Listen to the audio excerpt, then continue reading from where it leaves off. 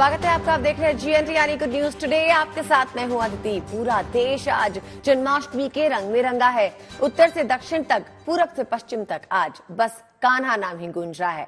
शहर शहर श्री कृष्ण जन्मोत्सव को लेकर उत्साह है, उल्लास है। माना जाता है कि भगवान श्री कृष्ण का जन्म भाद्रपद मास के कृष्ण पक्ष की अष्टमी को रोहिणी नक्षत्र में हुआ था। पंचांग के अनुसार ये शुभ तिथि तो कल से ही शुरू हो गई और आज भी शाम तक रहेगी। लेकिन आज उदय तिथि होने के कारण मथुरा वृंदावन से लेकर देश के तमाम मंदिरों में श्री कृष्ण जन्मोत्सव आज मनाया जाएगा।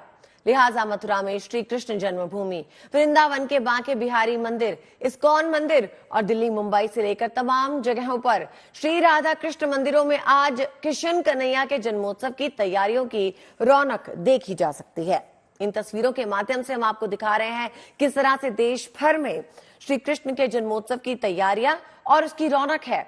इस सिलसिले में मथुरा में श्री कृष्ण जन्मभूमि में आज तड़के मंगला आरती की गई।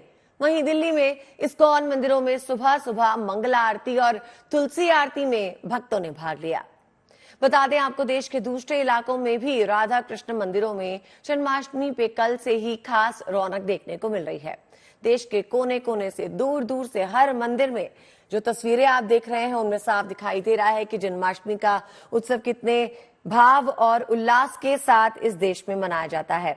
हमारे देश में जगह जगह पे भगवान की प्रतिमाओं को लगाया जाता है। घर में भगवान का बाल रूप लाया जाता है। रात को 12 बजे उन्हें झूला दिया जाता है और उनके जन्म को सेलिब्रेट किया जाता है।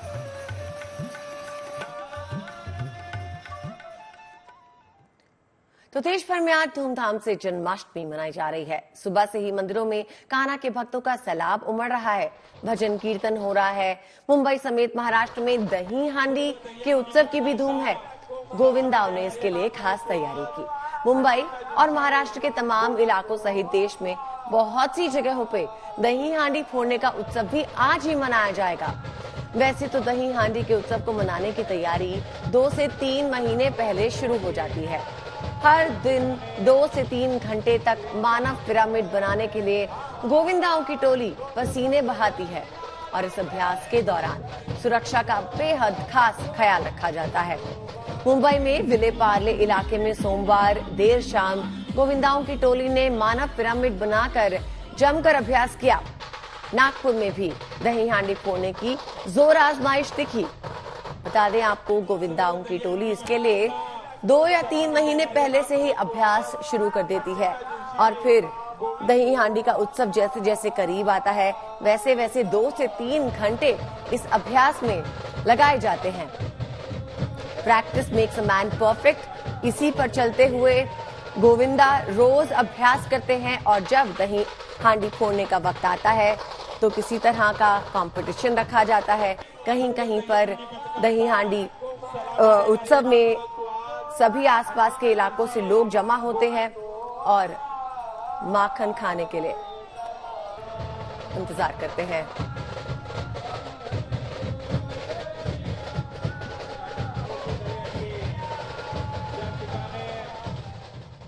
तो नवजोत हमारे साथ मथुरा से इस वक्त जुड़ गई हैं और ललित शर्मा हमारे साथ चंडीगढ़ से मौजूद है।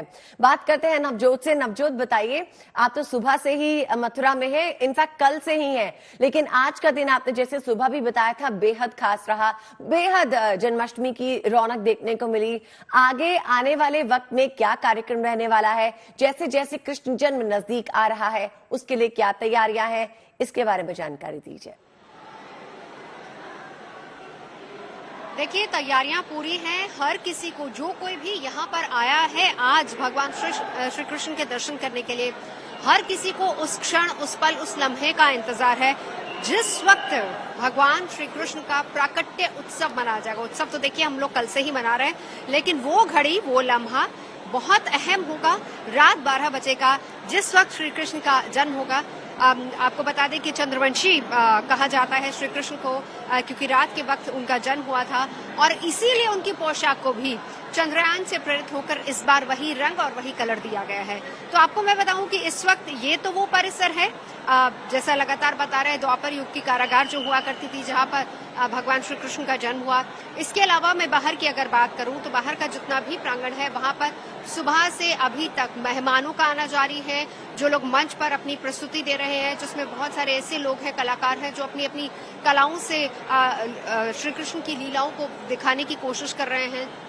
श्रद्धालुओं की संख्या की बात करूं, कल के मुकाबले मैं बताऊंगी आपको अदिति, इतनी ज्यादा संख्या है, डबल से भी ट्रिपल हम कह सकते हैं कि संख्या श्रद्धालुओं की है। और इस वक्त बाहर का टेम्परेचर बहुत ज्यादा है, ह्यूमिडिटी बहुत ज्यादा है, बावजूद इसके लोग सिर्फ और सिर्फ अपने आराध्य के दर्शन करना चाहते हैं। उस घड़ी, उस क्षण, उस पल का इंतजार कर रहे हैं जिस वक्त भगवान श्री कृष्ण प्रकट होंगे रात 12 बजे, और प्राकट्य उत्सव उसके बाद फिर सही रंग में मनाया जाएगा।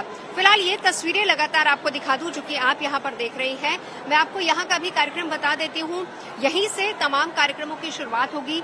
अभी 3 बजे का वक्त है, हालांकि अभी श्रद्धालुओं का आना जाना यहाँ पर जारी है, लेकिन इसके बाद जो असली कार्यक्रमों की शुरुआत होगी वो होगी रात में 12 बजे, और वो पल वो होगा जिस वक्त भगवान का जन्म ले चुके होंगे, उसके बाद का ये वक्त होगा। सबसे पहले प्राकट्य के साथ ही ढोल नगाड़ों मंजीरों के साथ स्वागत किया जाएगा। फिर उसके बाद कहा जाता है कि 33 करोड़ देवी देवताओं में का वास होता है गौ माता में, और वहीं से फिर भगवान का अभिषेक किया जाएगा। फिर उसके बाद श्रृंगार आरती रात 12:40 पर होगी, और 1:30 बजे फिर शयन आरती होगी, और उसके बाद श्रद्धालुओं की एंट्री को बंद कर दिया जाएगा। और इसके बाद कल सुबह की फिर आरती और फिर प्रसाद वितरण होगा। लेकिन बहुत सारे किस्से, बहुत सारी कहानियां जो रहती हैं भगवान श्री कृष्ण से जुड़ी हुई। एक बहुत ही दिलचस्प किस्सा, जब हम भगवान श्री कृष्ण के जीवन से प्रेरणा लेने की बात करते हैं, एक बार अदिति छोटी सी कहानी है, मैं आपको सुनाऊंगी। एक बार देवताओं में इस बात को लेकर चर्चा हो रही थी, मंथन हो रहा था कि भगवान श्री कृष्ण का असली भक्त कौन है। तो चर्चा चली कि राधा रानी ही भगवान श्री कृष्ण की असली भक्त हैं। अब ये सुनकर नारद मुनि जो वहां पर थे वो थोड़े से अनकंफर्टेबल हो गए, उनको लगा कि मैं तो सबसे बड़ा भक्त हूँ, राधा रानी कैसे हो सकती है। अब ये बात उनको खटक गई। तो क्या होता है, उसके बाद नारद मुनि एक दिन भगवान श्री कृष्ण के पास जाते हैं। अब भगवान श्री कृष्ण देख लेते हैं कि सामने से नारद आ रहे हैं, और देखिए वो तो सब कुछ जानते थे, उनको पता था किसके मन में क्या है, कौन मेरा भक्त है। तो जैसे ही नारद उनके पास पहुंचने लगते हैं, भगवान श्री कृष्ण अपना माथा पकड़ लेते हैं जी। वो जाके कहते हैं कि प्रभु क्या हुआ। वो कहते हैं कुछ नहीं, आज सर में बहुत दर्द है। तो उन्होंने कहा कि इस मर्ज का कोई तो दवा होगी, कोई तो इलाज होगा। तो श्री कृष्ण कहते हैं कि मुनि, नारद बहुत ही दिलचस्प कहानी बता रहे हैं आप नवजोत। हम आपसे आगे भी इस कहानी को पूरा सुनना चाहेंगे, लेकिन फिलहाल वक्त की कमी के चलते हमें हमारे दूसरे संवाददाता का रुख करना होगा। जानने की कोशिश करेंगे पारस से, जो इस वक्त मुंबई में बने हुए हैं। पारस, ये बताइए कि लोकप्रिय सांस्कृतिक खेलों में से एक दही हांडी का उत्सव भी आज मुंबई में मनाया जा रहा है, क्योंकि कल जन्माष्टमी मनाई गई, तो आज यहाँ पर मुंबई में दही हांडी का उत्सव मनाया जा रहा है। बताइए उसकी रौनक के बारे में, किस तरह से जो लोग हैं वहां पर जमा है, क्या तैयारियां हैं उसकी, क्या सही वक्त है जब हांडी फोड़ी जाएगी। जी बिल्कुल, मुंबई में जो दही हांडी की तैयारियां होती हैं वो 6 महीने पहले से शुरू हो जाती है। 6 महीने पहले से कैसे शुरू हो जाती है, जो गोविंदा पथक होते हैं वो अपना प्रिपरेशन 6 महीने पहले करते हैं, क्योंकि जो हंडियां होती है मुंबई में वो बहुत ऊंचाई पर लगाई जाती हैं, और उस तरीके की प्रैक्टिस करके उस हंडियों को तोड़ना बड़ा मुश्किल होता है। तो ऐसे में तैयारियाँ बहुत पहले से शुरू हो जाती हैं, और मुंबई में जब दही हांडी का माहौल होता है तो वो बहुत भव्य होता है। बहुत सारे लोग जो हैं वो एक जगह पर जमा होते हैं। गोविंदा पथक जो होते हैं, हम ग्रुप्स कह रहे हैं, जो पूरे मुंबई से अलग अलग जगहों पे जाते हैं और दही हांडी फोड़ते हैं। और दही हांडी फोड़ना आसान काम नहीं होता, आज तो बल्कि और ज़्यादा मुश्किल हो रहा है लोगों के लिए, क्योंकि सुबह से ही मुंबई में बारिश हो रही है और बहुत भारी बारिश हो रही है। ऐसे में तब भी लोग अपने घर से बाहर निकले हैं। लोगों को दही हांडी को लेकर कितना उत्साह होता है वो मैं आपको दिखाऊंगा। यहाँ पर लगातार लोगों की भीड़ बढ़ रही है, लगातार हजारों की संख्या में लोग यहाँ पहुंचे हैं। आप देख रहे हैं कि अभी एक ह्यूमन पिरामिड बनाया जा रहा है। महिलाएं, जो गोविंदा पथक है वो यहाँ पहुंचा है, और वो अब मटकी तोड़ने की कोशिश करेंगी। तकरीबन 5-6 फ्लोर का ये पूरा आप देख रहे हैं कि मटकी 5-6 फ्लोर ऊंची टंगी हुई है, और वहाँ पे ये महिला पथक अब कोशिश करेंगे कि ऊपर चढ़ के उसको तोड़ना है। साथ ही साथ बाकी जो गोविंदा पहुँचते हैं वो भी कोशिश कर रहे हैं। एक और गोविंदा पथक अब कोशिश करेगा ऊपर चढ़ के पहले मटकी को, जो दही हांडी होती है, उसको सलामी दी जाएगी, और सलामी देने के बाद उसको फोड़ने की कोशिश की जाएगी। मुंबई में हर साल ऐसा ही वातावरण होता है, दही हांडी को लेकर लोगों में भारी उत्साह होता है। वहीं दही हांडी के वक्त बहुत सारी समस्या भी लोगों को आती है, लोगों को ध्यान रखना पड़ता है, तो उसके लिए भी इंतजाम किए जाते हैं। अगर कोई चोटिल हो जाता है उसके लिए एम्बुलेंस रखी जाती है। और वहीं थोड़ी थोड़ी देर में जो है अभी पिरामिड बनाए जा रही हैं, मिट्टी तोड़ने की कोशिश की जा रही है क्योंकि बारिश बहुत ज्यादा हो रही है। आप देखिए मेरे पीछे तस्वीरें। जी पारस, बेहद ही दिलचस्प नजारा जो आप हमें दिखा रहे हैं इस वक्त ह्यूमन पिरामिड का। गोविंदा पिरामिड पे चढ़कर दही हांडी फोड़ने के लिए तैयार हैं। फिलहाल रुक करते हैं ललित का, जो हमारे साथ चंडीगढ़ से बने हैं। ललित, आप बताइए, जिस तरह से इस वक्त कृष्ण जन्म नजदीक आता जा रहा है, रात का वक्त 12 बजे के आसपास जब सभी मंदिरों में जमा होंगे, उसके लिए क्या खास तैयारियां की गई हैं चंडीगढ़ में? बिल्कुल अदिति, सबसे पहले तो मैं आपको एक बार फिर से जो जीएनटी के दर्शक अभी अभी जुड़े हैं उनको सबके आराध्य पूज्य नंद के लाल नटखट श्री कृष्ण और राधा रानी के जो दर्शन है, अलौकिक और भव्य दर्शन है, वो करवा देता हूँ।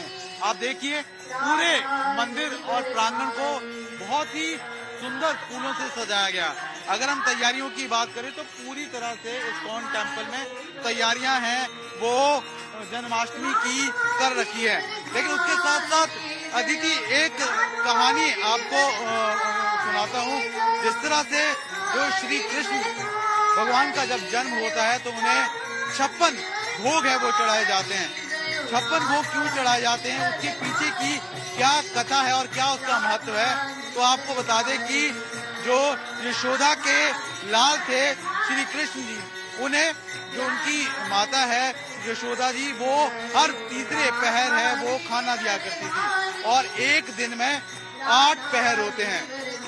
और जब श्री कृष्ण भगवान ने अपनी उंगली पर गोवर्धन पर्वत को उठाया था तो 7 दिनों तक श्री कृष्ण भगवान ने खाना नहीं खाया था।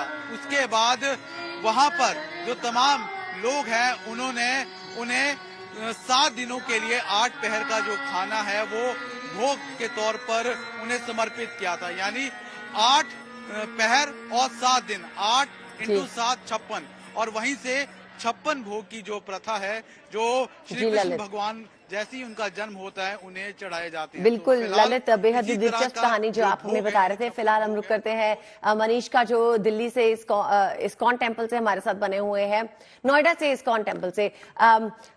मनीष, आज कई लोग जो है व्रत भी रखेंगे जन्माष्टमी का, और इस्कॉन में भंडारा भी लगता है जन्माष्टमी के वक्त पर। ये बताइए कि क्या व्रतधारियों के लिए कोई खास इंतजाम किए गए हैं?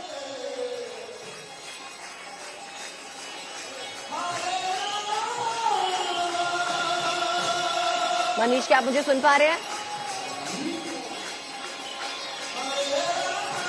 मनीष, आपको मेरी आवाज मिल रही है क्या?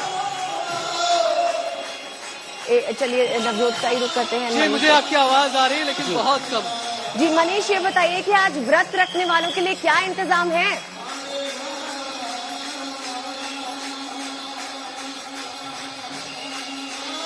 आपका सवाल नहीं मिल रहा है लेकिन मैं जवाब क्या दूं। तस्वीरें आपको दिखा देता हूं कि उत्सव यहाँ पर इस वक्त अपने चरम पर है। भक्तों को आप देखिए, वो एकदम मगन हो चुके हैं, मस्त हो चुके हैं अपने आराध्य की, अपने इष्ट की, अपने कृष्ण की भक्ति में। हर तरफ भक्त आप देखिए वो झूम रहे हैं, नाच रहे हैं, गा रहे हैं। कोई और गाना नहीं, कोई और बीट नहीं, आज सिर्फ हरे रामा हरे कृष्णा की धुन है और उस धुन पर हर कोई बस बेसुध होना चाहता है। प्रभु के सामने, श्री कृष्ण के सामने इशारे करते हुए, भावभंगिमा दिखाते हुए हर कोई इस वक्त मस्त है, मगन है।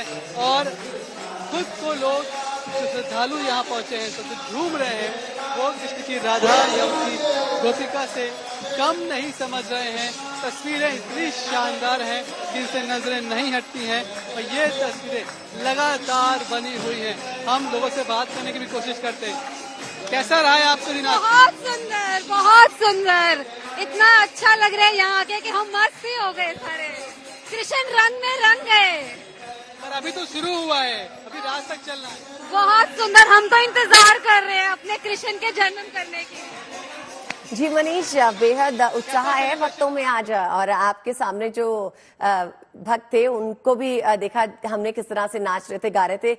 नवजोत, आपसे जानना चाहूंगी, देखिए जन्माष्टमी जो है वो एक दिन का त्योहार नहीं है, इसके आने से पहले कई दिनों तक तैयारियां चलती हैं। क्या भगवान की वेशभूषा, क्या उनके लिए मिठाई, क्या उनको भोग जो लगाना है इसके बारे में हमें और बताइए कि मथुरा में किस तरह से इस त्योहार की शुरुआत हुई, कब से हुई, भगवान को किस तरह के वस्त्र पहनाए गए, और जब भोग लगेगा तो किस चीज का लगेगा रात को?